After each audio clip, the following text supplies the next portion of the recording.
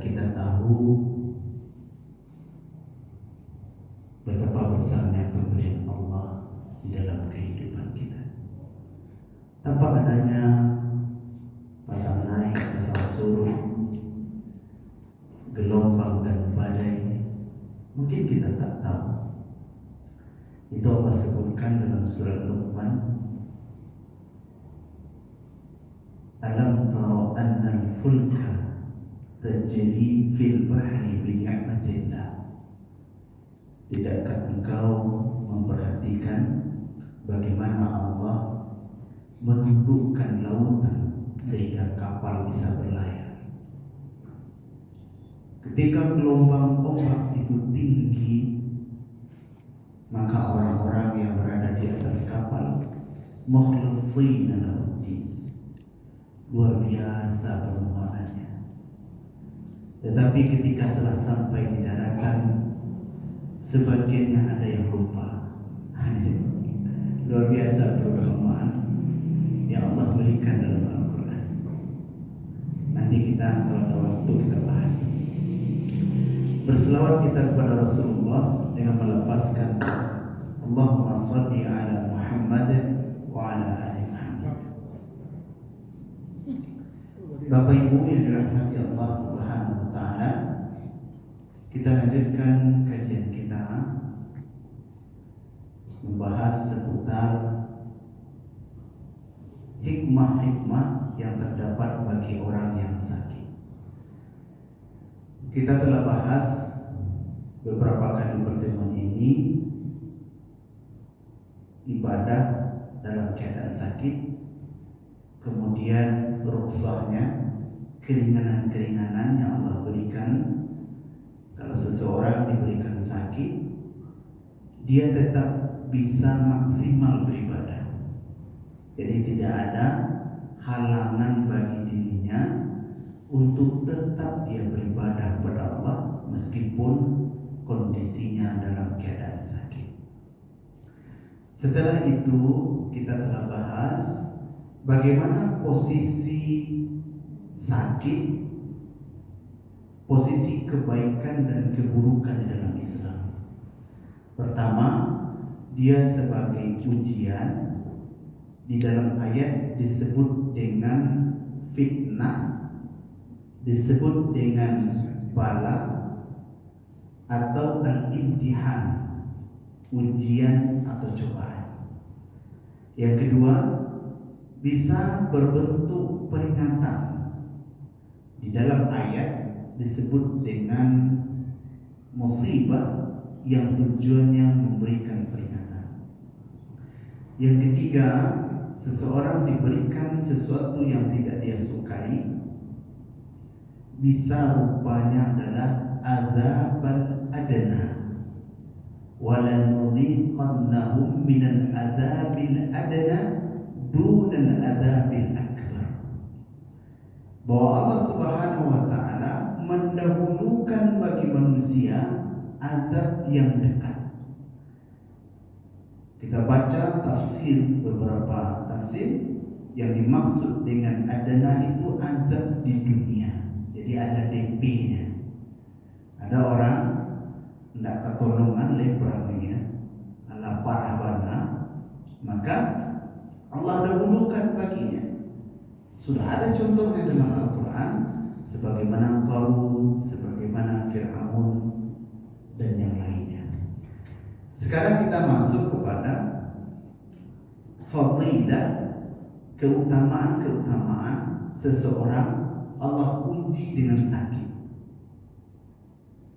Jadi kalau seseorang ada sakit dalam dirinya, apa saja yang dia peroleh? Kita akan lihat beberapa ayat dan hadis Rasulullah sallallahu alaihi wasallam.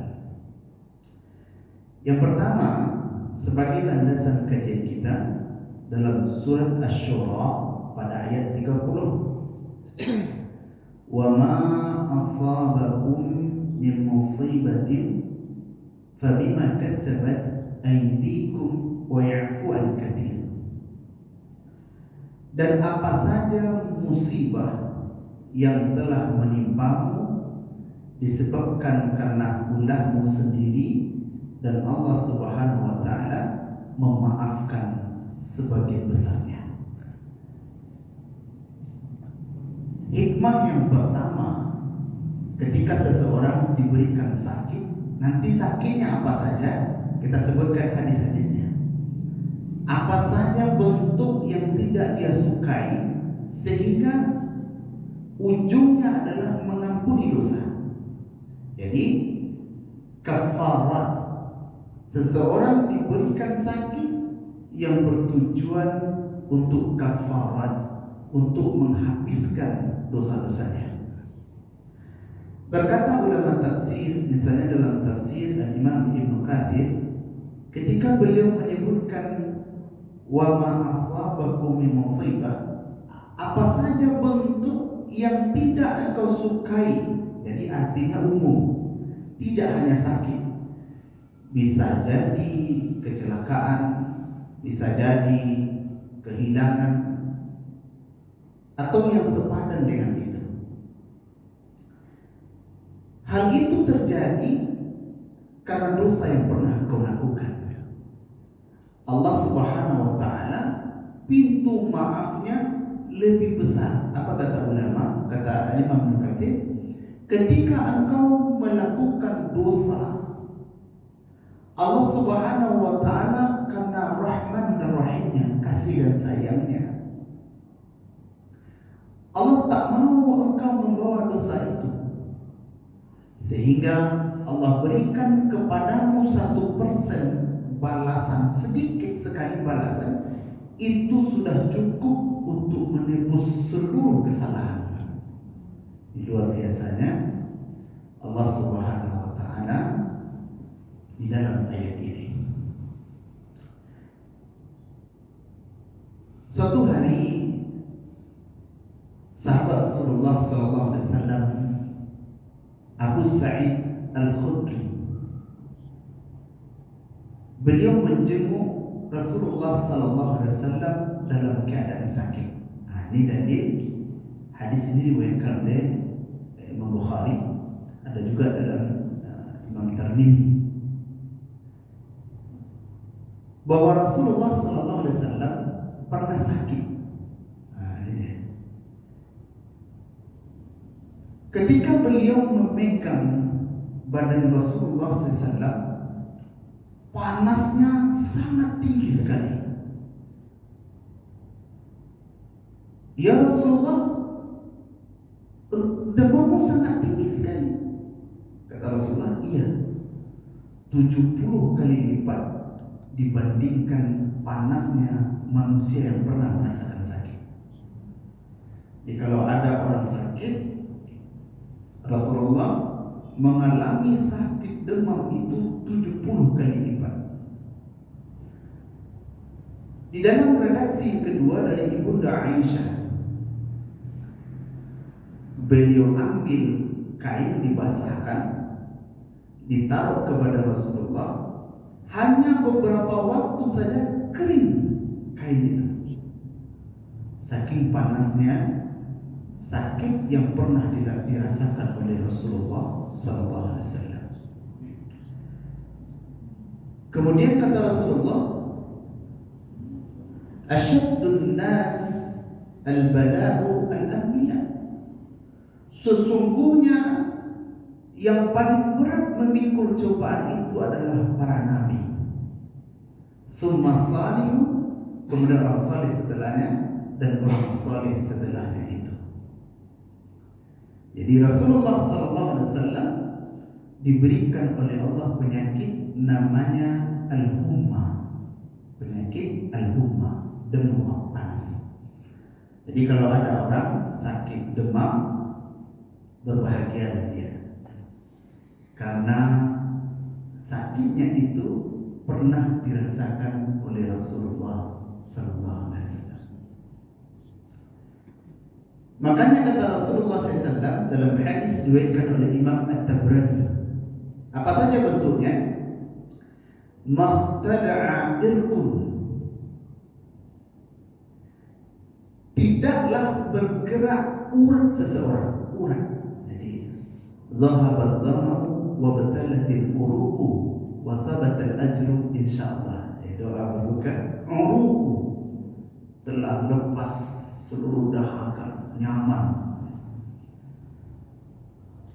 Makhtala'a irqun, tidaklah bergerak urat seseorang. Jadi kalau ada yang sakit saraf, mungkin karena tensi tinggi menyebabkan sarafnya pecah atau ada yang rusak dan semacamnya, sehingga ada yang bentuknya Parkinson, bergerak-gerak sebab, kan? Ada yang mungkin stroke. Wada'ainun, sakit pada matanya, pada uratnya, pada matanya. Illa bidzambi, melainkan itu karena kesalahan dan dosanya. Wa ma yad'afu Allah anhu akbar, wa ma yadfa'u Allahu anhu akbar. Akan tetapi ampunan Allah lebih besar dari dosa yang dia lakukan.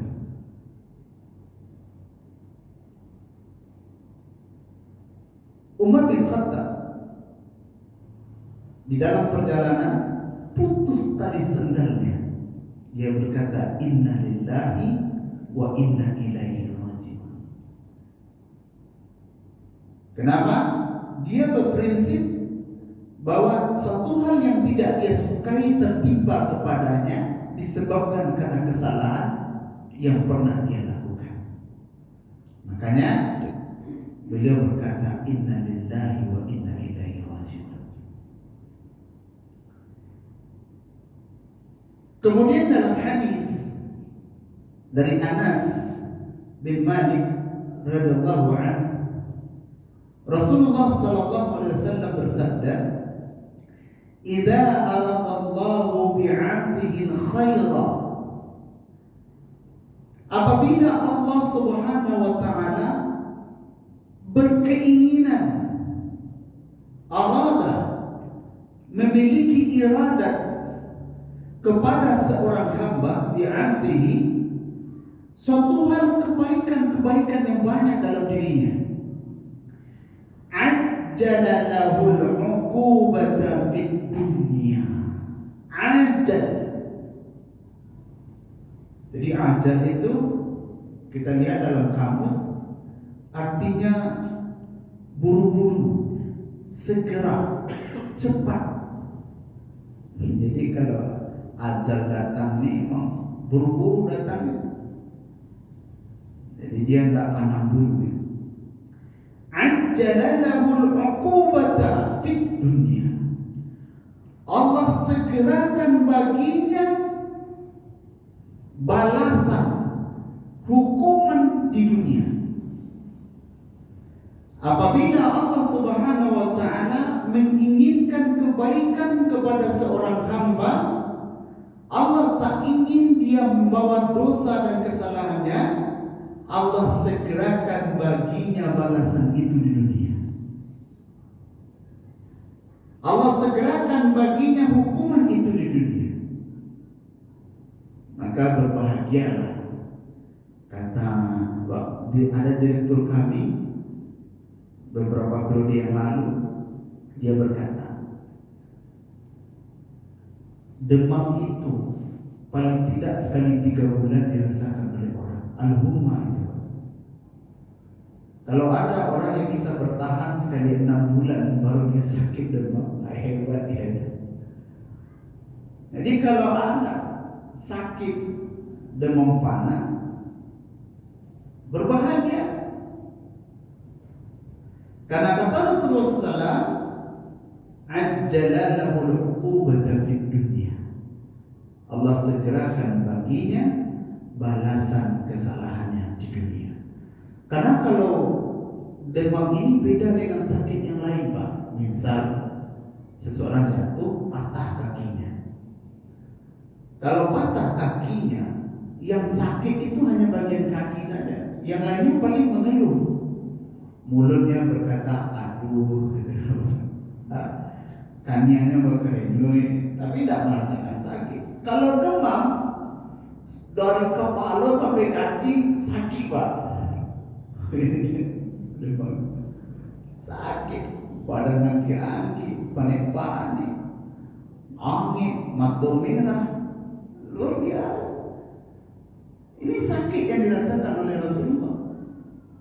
Maka kalau Allah menginginkan kebaikan bagi seorang hamba, disegerakan baginya balasan di dunia. Wa idza aradallahu bi'abdihi syarra, apabila Allah menginginkan keburukan bagi seorang hamba, amsaka anhu bidzambi, Allah tahan baginya balasan hatta yuwafiya bihi yaumil qiyamah, sampai nanti baru dikasih pada hari kiamat. Sampai dikasih nanti di akhirat. Allah biarkan saja dia berbuat dosa, Allah biarkan saja sesuka hatinya. Tapi kalau Allah mencintai, Allah tarik dirinya. Masya Allah. Wahai hamba-hambaku yang telah melampaui batas, kembalilah. Irji'i ila rabbiki radiyatan mardiyah. Kembali. Makanya ada sahabat Nabi Abdurrahman bin Auf. Bapak Ibu tahu, beliau ini kan orang kaya, sahabat Nabi, pebisnis, rasa kikuk rahbana. Sudah diuji dia dengan sulit hidupnya ketika dia hijrah dari Mekah ke Madinah. Tapi karena dia itu takdirnya orang kaya, hanya beberapa bulan saja berbisnis langsung berkembang. Singkat cerita, dia pernah mendengar Rasulullah SAW berkata bahwa orang yang banyak hartanya, lama hisabnya, telat masuk surganya. Banyak hartanya, banyak pertanyaannya, telatlah dia dari orang lain masuk surga. Dia tak mau. Apa yang dia lakukan? Berdiskusi dengan istrinya supaya bisa miskin. Pulang perang, hasil panen tak bisa diambil karena para sahabat berperang. Busuk, kurma busuk. Tak ada orang yang mau beli. Katanya ini kesempatan saya menjadi orang miskin. Dibelinya dengan harga yang luar biasa. Disediakan gudangnya. Mudah-mudahan nanti busuk dan kita tak menyia-nyiakan uang. Kan kalau membuang uang ini kan tak boleh juga. Nah, dengan cara itulah. Ternyata ada wabah di Yaman dan ada utusan dari kerajaan yang membeli kurma itu 10 kali lipat dari modalnya. Tidak jadi banse.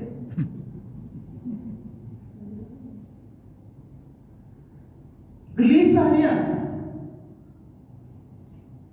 Selesai mandi, sahabatnya datang ke tempat Abdurrahman bin Auf. Maka dihidangkanlah di situ roti, berbagai macam, orang kaya. Tapi ketika makan roti itu menetes air matanya.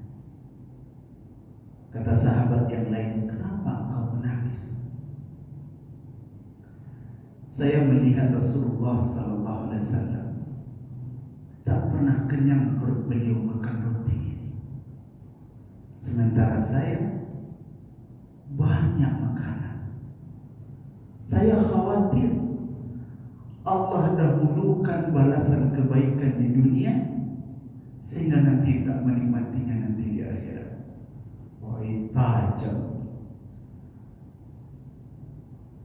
Datang sahabat membawa makanan,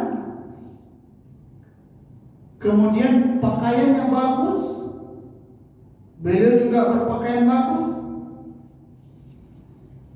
Menetes air matanya. Sahabat bertanya, kenapa kau menangis wahai Rahman?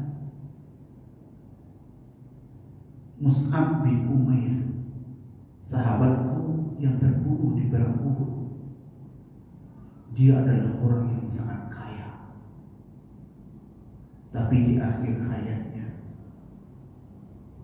jenazahnya tak cukup kain kafan untuk menutupi badannya. Sementara aku masih juga Allah berikan kemewahan. Aku khawatir nanti aku tak mendapatkan balasan kebaikan di akhirat. Menangis lagi. Ini orang-orang yang paham sekali, Pak. Ini sahabat Rasulullah ini. Badan kaki saya menginjak bumi, pikiran dan hati sudah berada di akhirat. Kalau dia nak mengakhiri hidup dengan bunuh diri, mungkin serentak saya matinya, Pak. Kenapa begitu? Karena dikisahkan sahabat-sahabat yang mulia ini, kalau perang itu cita-citanya mati. Cita-citanya itu ditusuk pedang, ditombak, dipanah. Tidak pernah ada cita-citanya bisa selamat. Dia berharap syahid fi sabilillah. Amin. Jadi di dalam hadis ini dari Anas bin Malik, hadis riwayat oleh Imam Tirmidzi, kata Syekh Al-Albani, hadis ini hasan. Tahu lagi, idza arada Allahu bi'abdihi al-khayra ajjala lahu al-'uqubata fid dunya. Apabila Allah menginginkan kebaikan bagi seorang hamba, Allah dahulukan baginya balasan di dunia. Wa idza arada Allahu bi'abdihi syarra, apabila Allah menginginkan keburukan bagi seorang hamba, amsaka anhu bidambihi, Allah tahan dosa-dosanya sehingga nanti dibalas di akhirat. Mudah-mudahan ketika Allah berikan kita sakit, dengan sakit itulah menggugurkan dosa-dosa kita. Amin. Siapa di antara kita yang tak punya salah dan dosa? Banyak. Sedangkan Nabi ada salah dan dosanya. Nabi Adam alaihissalam, fatalaqa Adamu min Rabbih kalimatin fataba alaihi. Allah ajarkan kepada Adam satu kalimat untuk bertobat. Bukankah bertobat itu karena salah dan dosa? Karena salah dan dosa. Balasannya karena Nabi, ya ini adalah skenario dari Allah supaya kita mengambil pelajaran. Hanya karena memakan satu kali memakan buah khuldi beribu tahun, bertahun-tahun lamanya mengembara di muka bumi untuk menebus satu kesalahan. Kalau awak banyak salah, kok dibandinglah serupa itu tadi kelapau niat tadi membeli lado, membeli bawang, basuh punya boncore. Anda terasa saya muncung memeranti ada kok. Syanu tu kini orang rancak tu enak. Gimana bedanya tu? Pada suami tu kerja. Itu tanpa sengaja. Sedang asyik-asyik siap solat di masjid. Kau pengurus masjid, kau ala dua-dua seluna. Tanpa aku sini program yang gue. Salah juga. Padahal tadi niatnya pergi sembahyang. tihori masaji tanpa lulus. Makanya kata Rasulullah SAW, kullu bani Adam khata'. Setiap anak Adam itu memiliki salah dan dosa. Baik, kita lanjutkan. Di dalam hadis riwayatkan oleh Abu Hurairah, Rasulullah sallallahu alaihi wasallam bersabda, "Ma yusibul muslim," tidaklah ditimpa seorang muslim dari apa? Min nasabin, dari keletihan. Jadi bapak-bapak baik kerajo pulang kerajo pagi bagolek letih. Kemudian ibu mengambil air putih ditaruh sampai apa? Padahal tadi siap menggosok mencuci murusana. Kata Rasulullah, ma yusibul muslim, tidaklah seorang muslim min nasabin, letih, wala wasabin, sakit, wala ham, cemas, wala hazan, sedih. Tidak berapa ini? Letih, sakit, cemas, sedih.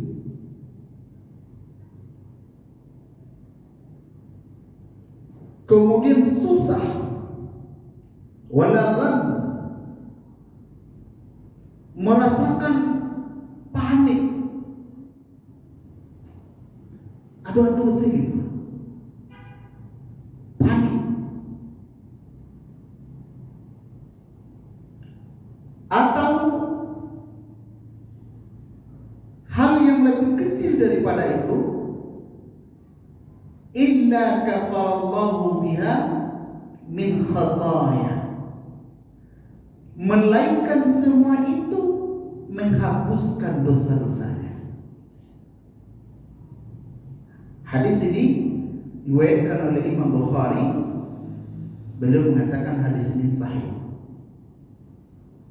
Ada orang lelah letih dia,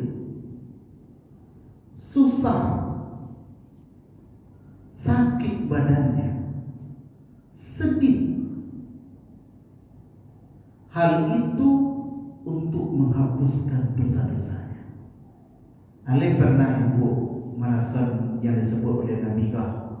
Lah ibu, nak ada orang. Oh yo bayo Nabi ibu siko. Nak ada sedih. Lain normal berarti. Ya, karena Rasulullah menyampaikan ini pasti terasa pada umatnya. Namun tidak. Ketika Rasulullah diberikan demam, ya penyakit kulan banyak. Bahwa setiap orang ada demam. Paling tidak sekali setahun. Beruntung. Hebat. Dikumpul dulu dosa-dosa angsa demamnya. Oleh sebab itu, orang yang paham dengan ma'rifat ini, sahabat Nabi Sa'ad bin Abi Waqqas. Sahabat Sa'ad bin Abi Waqqas ini sahabat yang mulia, yang dekat dengan Rasulullah. Ketika di perang Uhud, Rasulullah terdesak akan dibunuh. Sa'ad bin Abi Waqqas ini memegang panah. Musuh itu berlindung di badannya Nabi. Coba ya. Tidak bisa dia melepaskan anak panahnya. Apa kata Rasulullah? Wahai Sa'ad, tarik busurmu, lepaskan panahmu. Aku tak bisa, wahai Rasulullah. Tidak bisa aku menarik panah ketika anak panah itu dihadapkan ke Nabi, tidak bisa tangan dia lor, Pak. Saking cintanya kepada Rasulullah, tidak bisa dia melihat Rasulullah itu teraniaya, tersakiti. Dan kalau dia lepaskan, dia khawatir nanti panah itu meleset dan terbunuh Rasulullah. Menangis dia, tidak bisa, wahai Rasulullah. Apa kata Rasulullah? Berdoa Rasulullah, ya Allah, jadikan saat ini setiap anak panah tidak pernah meleset. Kemudian kalau dia meminta berdoa, doanya terkabulkan. Ketika Rasulullah telah berdoa, dilepaslah anak panah itu, Pak, mengenai musuh semuanya. Nah, Sa'ad bin Abi Waqqas ini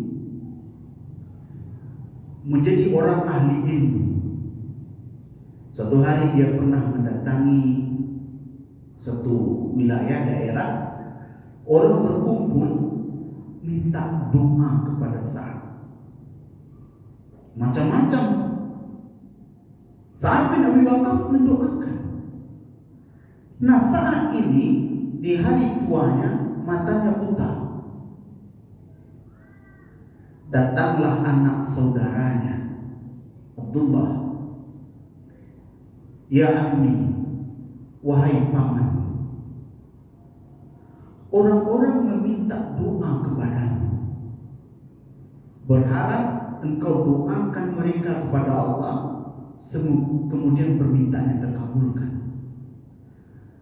Dan Rasulullah mengatakan, kalau engkau yang meminta, tidak akan tertolak.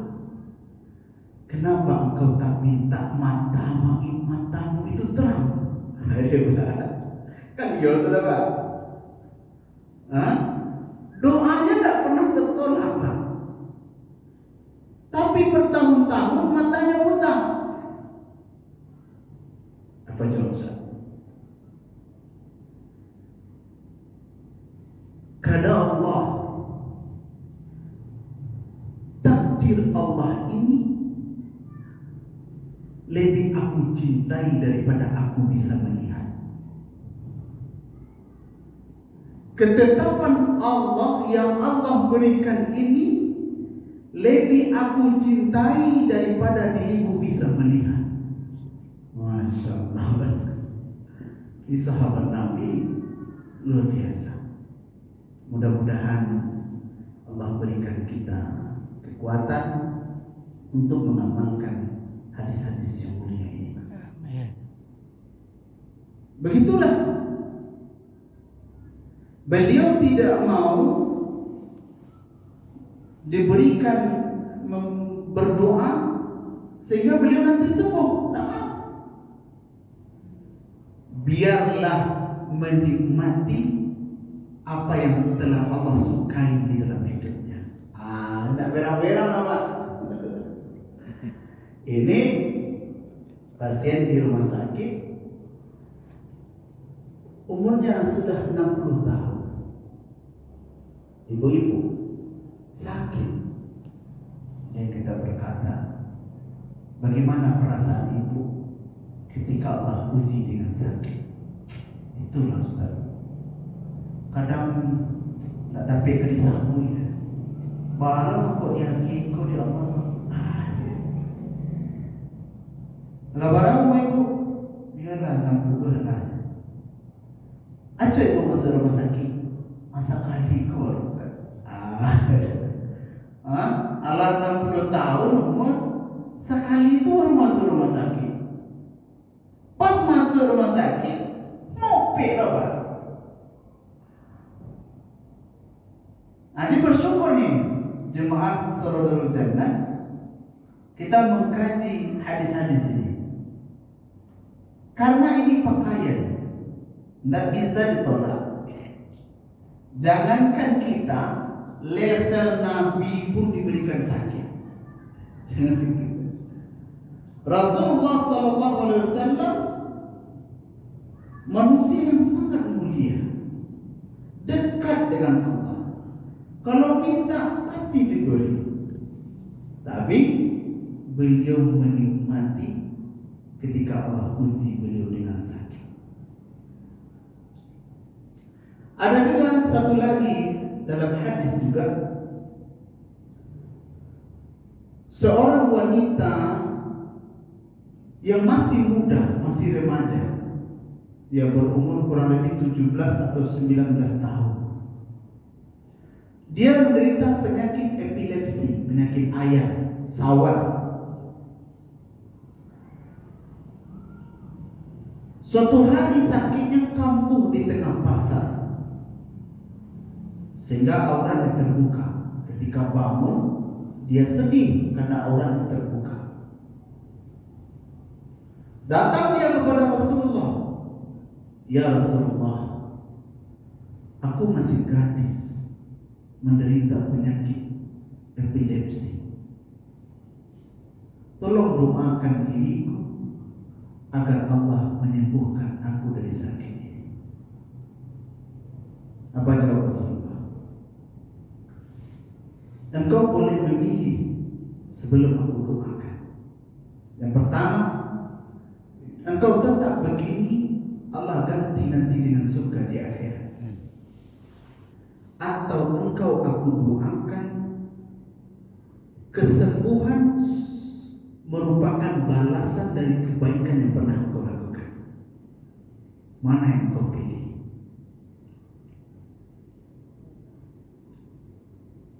Sakit dapat surga di akhirat, sembuh sudah dibalas dengan kebaikan yang pernah dia lakukan, itu dikumpulkan hasilnya sembuh. Seorang remaja wanita, apa dia katakan? "Ya Rasulullah, biarlah aku sakit, asalkan mendapatkan surga di akhirat, daripada aku hanya mendapatkan kesembuhan." Cerdas dia, karena dia sangat yakin balasan akhirat itu. Jadi gak apa-apa, tapi ya Rasulullah, doakan diriku kalau sakitku kambuh, auratmu tak terbuka. Itu yang diminta. Kalau awak pakai kira seperti saat tadi, ada satu doa dan kita berdoa, setiap doa kita terkabulkan. Oh, sulit ekonomi ini. Langsung berdoa ada Pak, senjata berdoa sekali. Allah uji dengan kesulitan. Ya Rabb, kenapa harus diriku seperti ini? Kata Allah mungkin, kenapa tidak?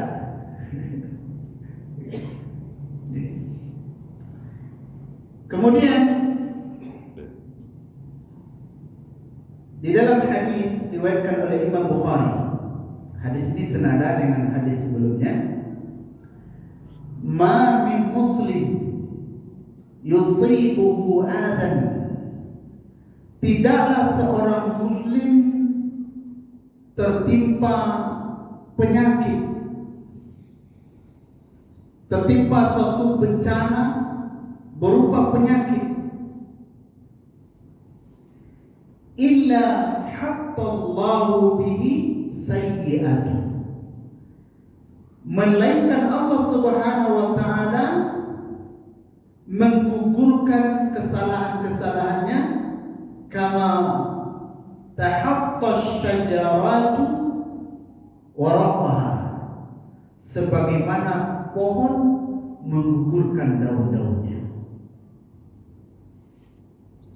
Sebagaimana pohon menggugurkan daun-daunnya. Di dalam hadis yang lain, hadis riwayat Bukhari dan juga riwayat oleh Imam Muslim, "Ma min musibatin yusibul muslim." Tidaklah sesuatu musibah yang menimpa seorang muslim, illa kafarallahu biha anhu, kecuali Allah Subhanahu wa taala memberikan kafarat, terhapusnya dosa-dosanya. Labio betul kan? Nanti kita tambah kita bahas lagi. Jadi hikmah yang pertama, bahwa sakit itu adalah kafarat untuk menghapuskan dosa-dosa kita. Kita telah lihat bagaimana sahabat-sahabat Rasulullah ketika diuji dengan sakit, maka dia tersenyum, justru sehat yang membuat dia gelisah. Ada kira-kira yang ditanyakan? Mungkin karena waktu sudah masuk ya, ya Pak. Sakit yang habiskan dosa itu, saya kembali Pak, ke Bado, dosa ke Keraman. Iya. Ringan lah. Iya. Jadi di dalam hadis-hadis yang kita bacakan tadi, letih kita, susah kita, sedih kita, sakit al-humma, demam panas atau irkun, penyakit kepada sel-sel saraf atau perut, segala sesuatu yang menimpa kepada diri kita, bagi orang yang beriman, catatannya beriman, maka itu adalah kafarat, bahwa Allah Subhanahu wa taala menghapuskan kesalahan dan dosanya. Tapi nanti ada beberapa syarat-syaratnya bagaimana supaya hadis-hadis ini dapat kita peroleh. Nanti kita sambung di pelajaran selanjutnya. Apa saja seseorang yang sakit? Apakah seluruh orang yang sakit mendapatkan ini? Tidak. Kenapa? Karena banyak hal itu mengantarkan orang ke neraka. Jadi ujian hidup ini bisa mengantarkan ke surga, ya juga mengantarkan ke neraka. Kita tutup dengan doa Fadlis. Subhanallah wa bihamdika, asyhadu an la ilaha illa anta, astaghfiruka wa atubu ilaik. Assalamualaikum warahmatullahi wabarakatuh. Waalaikumsalam.